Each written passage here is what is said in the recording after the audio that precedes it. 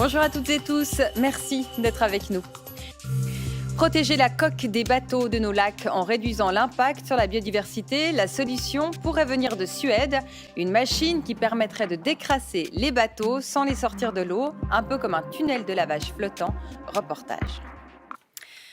En Suisse, où près de 100 000 bateaux sont immatriculés, on cherche à réduire l'impact écologique de la navigation.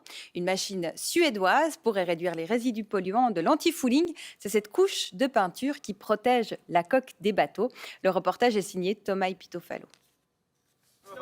La Suisse est un pays de lacs et donc un pays de navigateurs. En 2021, on compte près de 100 000 bateaux privés immatriculés, ce qui fait beaucoup de coques à soigner. Pour ce faire, une méthode est privilégiée, on l'appelle l'antifouling. J'ai toujours utilisé celle-là, je ne pense pas qu'il y en a d'autres efficaces qui existent.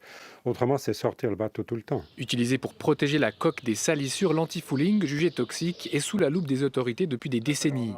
Dans ce magasin, on suit de près son utilisation. Des produits qui contiennent des biocides, qui contiennent toujours des biocides, malgré le fait qu'effectivement on a fait de grosses évolutions, on en a identifié certains qu'on a carrément interdits. Au début des années 2000, un biocide particulièrement nocif appelé TBT a par exemple été banni dans toute l'Europe.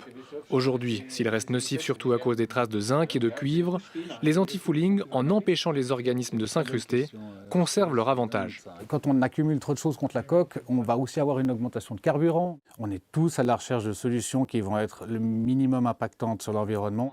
Dans un tel contexte, une start-up suisse a senti le bon filon. Elle tente d'implanter une machine suédoise sur nos lacs suisses. Le système, c'est un nettoyage des bateaux par drive-in.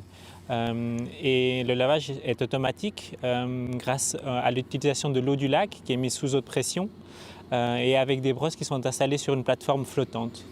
En Suède, depuis l'interdiction des antifoulings, le système s'est largement répandu. En adaptant la machine à l'aide d'un système de filtrage conçu en Suisse, la start-up a récemment reçu le feu vert de la Confédération. L'Office fédéral de l'environnement, finalement, ils ont dit que c'est un système très intéressant parce que sur long terme, on peut diminuer les antifoulings toxiques. L'entreprise mettra en place sa première machine sur le lac de Zurich en mai.